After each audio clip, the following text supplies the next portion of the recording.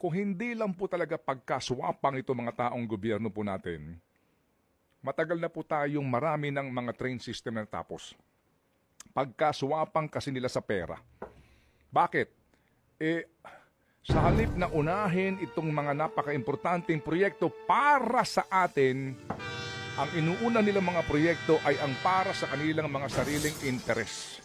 Magandang halimbawa ito ngayon, itong 288 billion na isiningit po sa pambansang budget. 288 billion. Binawasan daw ng 26. Okay, 26. So magkano pa natira?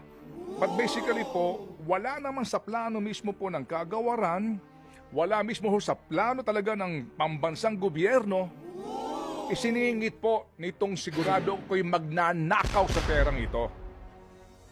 Pinipilit nila dahil dito po sigurado ang kanilang kitaan.